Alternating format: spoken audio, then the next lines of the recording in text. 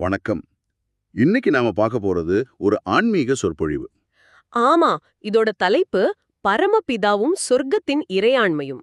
இது 28/01/2026 தேதியிட்ட மதுபனிலிருந்து கிடைச்ச ஒரு ஆவணம். ஹம், நம்ம நோக்கம் என்னன்னா, இந்த ஆவணத்துல இருக்கிற கடவுள், ஆன்மா, இந்த உலக சுழற்சியை பத்தின ஆழமான கருத்துக்களை புரிஞ்சுக்கிறது தான். ஆமா, அத விரிவாக அலசி ஆராய போறோம்.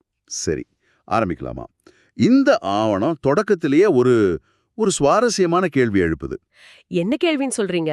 மக்கள் கடவுளை பத்தி பேசும்போது அவர் அகண்ட ஜோதி, அதாவது ஒரு எல்லையற்ற ஒளி அப்படின்னு சொல்றாங்க. சரி. ஆனா அதே நேரத்துல அவருக்கு பெயரும் இல்லை, வடிவமும் இல்லைன்னு சொல்றாங்க. ஆமா, இது ஒரு பெரிய முரண்பாடு மாதிரி தெரியுது. அதேதான், ஒளி அப்படின்னு சொன்னா அதுக்கு ஒரு வடிவம் இருக்கணுமே, இது எப்படி சாத்தியம்? இந்த குழப்பத்திலிருந்து தான் இந்த ஆவணமே ஆரம்பிக்குது. கரெக்ட். இந்த முரண்பாடு தான் இந்த ஆவணத்தோட மையப்புள்ளினே சொல்லலாம். ஓ. கடவுளை பத்தி பாடுறாங்க, துதிக்கிறாங்க. ஆனா அவர் யாரு, எப்படி இருப்பாரு, அவர் பேர் என்னன்னு யாருக்கும் சரியா தெரியல. ம். அதனாலதான் பரமபிதாவே பூமிக்கு வந்து நான் யாருன்னு சொல்ற வரைக்கும் இந்த குழப்பம் தீராதுன்னு இந்த ஆவணம் சொல்லுது. அப்போ அந்த சரியான அடையாளம் என்ன? அது எப்படி இது விளக்குது? இங்கதான் அந்த இரண்டு தந்தையருங்கிற கான்செப்ட் வருது. இது ரொம்ப இன்ட்ரெஸ்டிங்கான ஒரு விஷயம். இரண்டு தந்தையரா? ஆமா.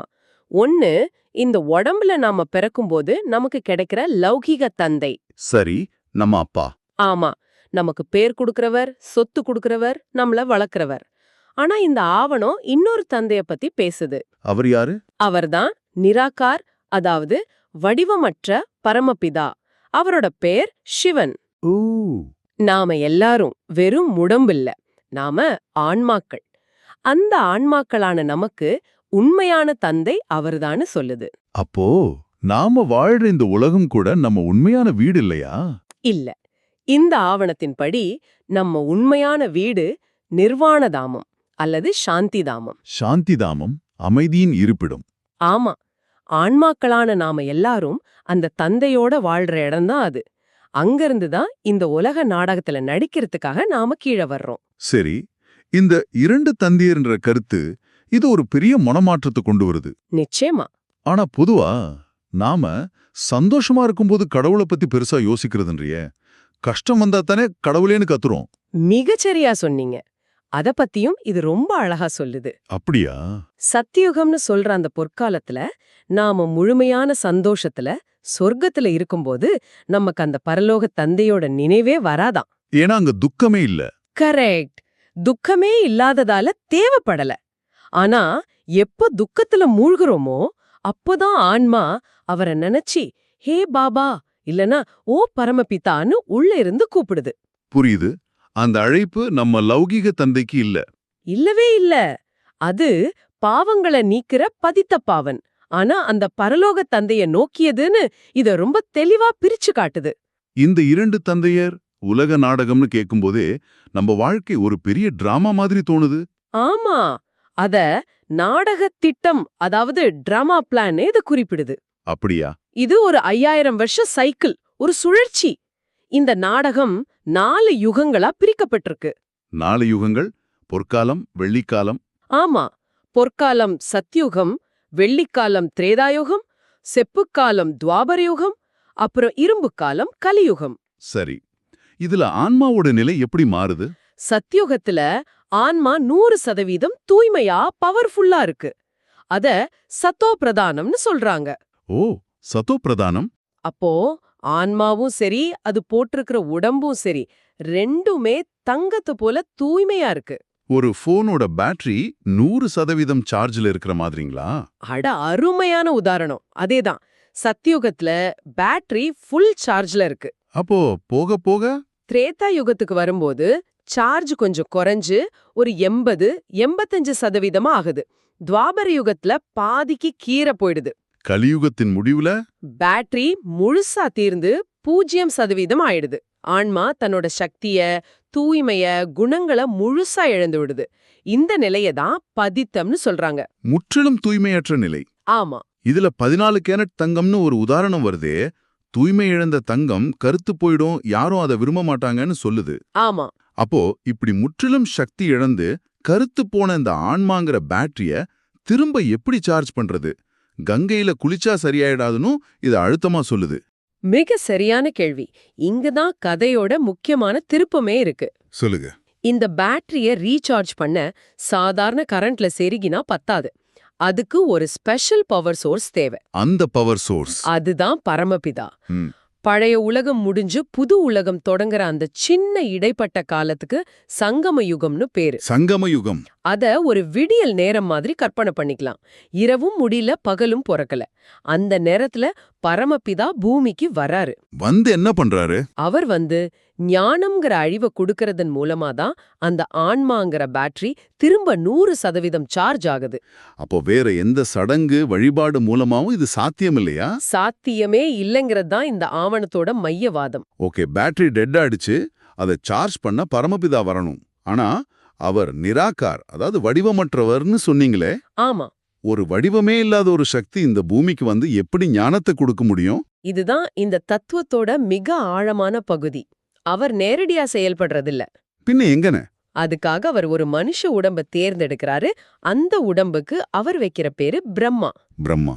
பிரம்மாவோட உடம்ப ஒரு தேர் மாதிரி பயன்படுத்துறார். சிவன் அந்த தேரை ஓட்டுற சாரதி.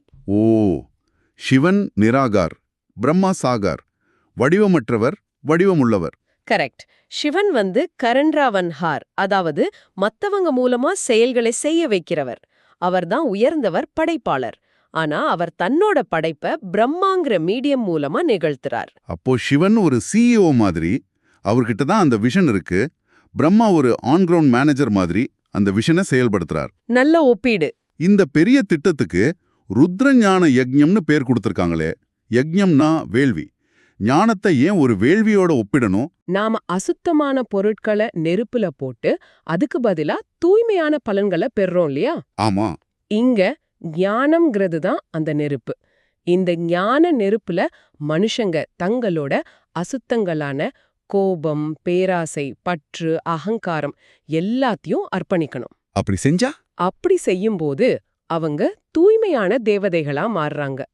அதனாலதான் இது அவினாஷி ருத்ர ஞான யஜ்யம், அதாவது அழியாத ஞான வேள்வின்னு சொல்லப்படுது. ஞானமே வருமானத்தின் மூலம்னு கூட ஒரு வரி வருதே. ஆமா, ஆன்மீக வருமானம். இதுல பக்தி மார்க்கத்துக்கும் ஞான மார்க்கத்துக்கும் ஒரு அழகான ஒப்பீடு இருக்கு. ஆமா, பக்தி இரவு, ஞானம் பகல்னு சொல்லப்படுது. இரவு பகல். துவாபர யுகம், கலியுகம் 2 யுகங்களும் பக்தி மார்க்கத்தோட காலம். அது ஒரு நீண்ட ராத்திரி மாதிரி. அந்த ராத்திரியில மனுஷங்க களவள தேடி அலையறாங்க, ஆனா வழி தெரியாம இருக்கிறாங்க. சங்கம யுகத்துல ஞான சூரியனான தந்தை வரும்போது அந்த இரவு முடிஞ்சு பகல் பொறக்குது. அப்போதான் உண்மை என்ன, நாம யாரு, தந்தை யாருங்கிற வெளிச்சம் கிடைக்குது. அதனாலதான் தந்தை ஒரு மந்திரவாதின்னு சொல்றாங்களா? ஆமா, முட்கள் நிறைஞ்ச காட்ட பூந்தோட்டமா மாத்துறவர், மனுஷங்கள தேவதைகளா மாத்துறவர். இதெல்லாம் கேட்க ரொம்ப ஆழமான தத்துவங்களா இருக்கு. ஆனா இத நம்ம அன்றாட வாழ்க்கையில எப்படி பின்பற்றுறது? ஒரு சாதாரண மனுஷன் என்ன செய்யணும்னு ஏதாவது வழிகாட்டுதல் இருக்கா? நிச்சயமா இருக்கு. தாரணைக்கான முக்கிய சாரம்னு ஒரு தலைப்புல ரொம்ப தெளிவான நடைமுறைக்கேத்த வழிகாட்டுதல்கள் கொடுத்திருக்காங்க. அப்படியா? அதுல என்ன சொல்லிருக்கு? 2 முக்கியமான விஷயம். முதல் விஷயம், எப்பொழுதும் நறுமணம் வீசும் மலரை போல இருங்கள், யாருக்கும் துக்கம் கொடுக்காதீர்கள். இது எல்லாருக்குமே பொதுவான ஒரு நல்ல நெறி. ஆமா, ஆனா அதோட இணைஞ்ச 2வது பகுதி தான் ரொம்ப முக்கியம். அனைத்து உறவுகளையும் ஒரே பரலோக தந்தையுடன் இணையுங்கள். ஒரு நிமிஷம், இது கொஞ்சம் ஆழமா இருக்கு. அனைத்து உறவுகளையும் தந்தையோடு இணையுங்கள்னா என்ன அர்த்தம்? என் அப்பா, அம்மா, மனைவி, குழந்தைங்க உறவை விட்டுடணுமா? இல்ல, விட்டுட சொல்லல. உறவுகளை பாக்குற பார்வைய மாத்த சொல்லுது. பார்வையா மாத்துறதா? ஆமா, உங்க மனைவி, உங்க தந்தை, உங்க நண்பர், இவங்கள வெறும் அந்த உறவு பேர்ல மட்டும் பார்க்காம அவங்களும் உங்கள மாதிரியே ஆன்மாக்கள், அந்த ஒரே பரலோக தந்தையோட குழந்தைங்கன்னு பாருங்கங்குது. ஓ, அப்படியா? அப்படி பார்க்கும்போது உங்க முதல் உறவு அந்த தந்தையோட ஏற்படுது. மத்தவங்களோட நீங்க பழகுறது ஒரு ஆன்மீக சகோதரத்துவத்தோட அடிப்படையில அமையுது. இது உறவுகள்ல வர்ற பற்றையும் எதிர்பார்ப்புகளையும் குறைக்கும்னு நினைக்கிறேன். அதேதான். அதனால வர்ற வலியையும் குறைக்கும். அதுதான் இதோட கருத்து. இது ஒரு பெரிய மனோபாவ மாற்றம். சரி, 2வது வழிகாட்டுதல் என்ன? 2வது, அன்பான சிவபாபா ஒருவரையே நேசியுங்கள், சுகம் தரும் தந்தையை நினையுங்கள். இது முதல் பாயிண்டோட தொடர்ச்சி மாதிரி இருக்கு. ஆமா, அவர் கடுமையான ஒப்பீட்டை பயன்படுத்துறாங்க. இந்த உலகத்துல இருக்கிற நம்ம லௌகீக தந்தை நமக்கு உடம்ப கொடுக்கறார், ஆனா அது பிறப்பு இறப்புங்கிற சுழற்சியில நம்மள சிக்க வைக்குது. ம், இதத்தான் இந்த ஆவணம் ஒரு உருவகமா சாக்கடையில தள்ளுகிறார்னு சொல்லுது. ம், அது ரொம்ப வலிமையான வார்த்தை. ஆமா, ஆனா பரலோக தந்தையோ அந்த பிறப்பு சக்கரத்திலிருந்து நம்மள விடுவிச்சு 21 பிறவிகளுக்கு சொர்க்கத்தோட சுகத்தை கொடுக்கறார். அப்போ உண்மையான அன்பு யார் மேல இருக்கணும்ன்ற கேள்வி அது எழுப்புது. அதேதான். அது தவிர வர்தான், வரம், ஸ்லோகன்னு சில பகுதிகள் இருக்கு. ம், ஆமா, அது என்ன சொல்லுது? இன்றைய வரம் மாஸ்டர் தாதா ஆகுங்கள். Master toner. தாதானா கொடுக்கிறவர். பணத்தை கொடுக்கறதா? இல்ல, அது இல்ல. மத்தவங்களோட குறைகளையோ பலவீனங்களையோ பார்க்காதீங்க. அத சரி செய்ய முயற்சி பண்ணாதீங்க. அதுக்கு பதிலா என்ன செய்யணும்? உங்ககிட்ட இருக்கிற நல்ல குணங்களையும் சக்திகளையும் அமைதியையும் அவங்களுக்கு தானமா கொடுங்க. உங்க நல்ல குணங்கள் மூலமா அவங்கள மாத்துங்கங்கிறது. இது உறவுகளை அணுகிற விதத்தையே மாத்தினும். அவனை திருத்தணும்னு நினைக்கிறத விட ஏன் அமைதியை அவனுக்கு கொடுக்கணும்னு நினைக்கிறது வேறொரு நிலை. கரெக்ட். சரி, ஸ்லோகம் என்ன சொல்லுது? ஸ்லோகம் சேவைய பத்தி பேசுது. மனசா வாச்சா கர்மணா, அதாவது மனம் வாக்கு செயல் மூலமா சேவை செய்யறவங்க தான் உண்மையான நிரந்தர, அதாவது தொடர்ச்சியான சேவாதாரிகள். புரியல, கொஞ்சம் விளக்கமா சொல்லுங்க. அதாவது சேவைங்கிறது ஏதோ ஒரு நிகழ்ச்சி நடத்துறதோ இல்ல உடம்பால உழைக்கிறது மட்டும் இல்ல. உங்க எண்ணங்கள் தூய்மையா உலகத்துக்கு நல்லது செய்யறதா இருந்தா அதுவே மனதின் சேவை, மனசா சேவை. சரி. உங்க வார்த்தைகள் இனிமையா மத்தவங்களுக்கு ஞானம் தர்றதா இருந்தா அது வாச்சா சேவை. உங்க செயல்கள் உயர்ந்ததா இருந்தா அது கர்மணா சேவை. உண்மையான சேவாதாரியோட ஒவ்வொரு மூச்சும் சேவையா இருக்கும்னு சொல்லுது. ஆஹா, இந்த முழு ஆவணத்தையும் தொகுத்து பார்த்தா நம்ம எல்லாரும் ஒரு பெரிய பிரபஞ்ச நாடகத்தோட நடிகர்கள். ஆமா, நம்ம ஆன்மாங்கிற பேட்டரி சத்தியுகத்துல 100% சார்ஜோட பயணத்தை ஆரம்பிச்சு யுகங்கள் போக போக மெதுவா தீர்ந்து கலியுகத்தோட முடிவுல பூஜ்யமாயிடுது. கரெக்ட். அப்புறம் சங்கம யுகங்கிற அந்த விடியல் நேரத்துல பரமபிதா பிரம்மாங்கிற ஒரு மனுஷ உடல் மூலமா பூமிக்கு வந்து ஞானம்ங்கிற ஸ்பெஷல் சார்ஜரை கொடுத்து நம்மள திரும்ப 100% சார்ஜ் ஏத்தி புது உலகமான சத்தியுகத்துக்கு அனுப்புறார். இதுதான் இதோட சாராம்சமா? மிகச்சரியா புரிஞ்சுக்கிட்டீங்க. தூய்மையற்றதிலிருந்து தூய்மையானதா, துக்கத்திலிருந்து சுகத்துக்கு, மனுஷன்லேருந்து தேவதையா மாறுறதுதான் இந்த பயணம். இந்த மாற்றம் வேற எதுனாலும் சாத்தியமில்ல. அந்த ஒரே பரமபிதாவோட நினைவாலையும் அவர் தர்ற ஞானத்தாலையும் மட்டும்தான் சாத்தியம். சுவாரஸ்யமா இருக்கு.